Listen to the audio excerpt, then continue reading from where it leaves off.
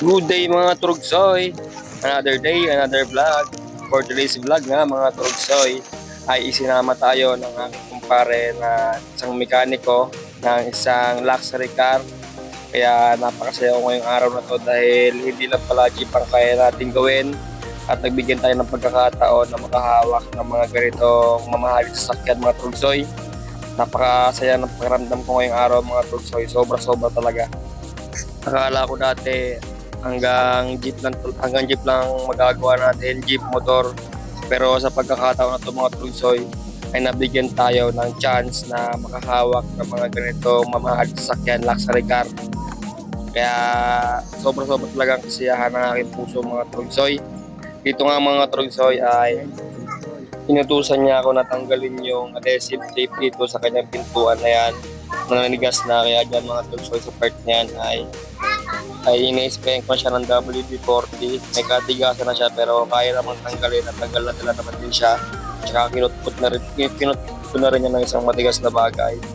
Pero bago yan Trugsoy ay ginawa muna namin yung isang sasakyan niya na Mercedes-Benz din.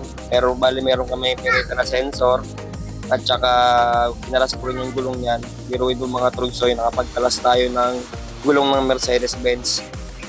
Hindi basta-basta yung mga ganung bagay mga tol. So ibig sabihin ay nag-i-evolve na tayo. Yo, what's up mga Trugsoy? Isang magandang araw sa inyong lahat. Wala tayo ngayon sa paghahawak ng manibela. Nandito tayo ngayon sa pag-home service. Meron akong sinamahan, meron akong sinerbisan, meron akong kumpare na sinamahan para mag home service ng mga luxury car. Apprentice tayo ngayon mga Trugsoy. Nag-evolve na tayo. Sarap sa pakiramdam na binigyan tayo ng pagkakataon na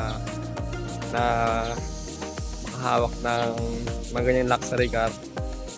Balik kanina kasi nagbaklas ako ng gulong, pinagbaklas ako ng kumpare ko.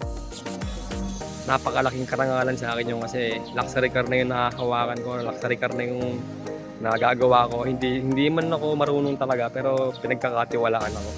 Kaya dahil sa inyo yun mga Trugsoy. Kasi ang ginagawa ko lang, jeep lang. Ngayon nagkaroon tayo ng pagkakataon na makasama sa mga luxury car na ginagawa, mga high-end, mga mamahaling sasakyan. Hindi lang jeep, hindi lang pala tayo pang jeep. Ibig sabihin may kakayahan tayong matuto. Kaya napakasarap kasi. Hindi lang mga updates sa ngayon. Bye-bye.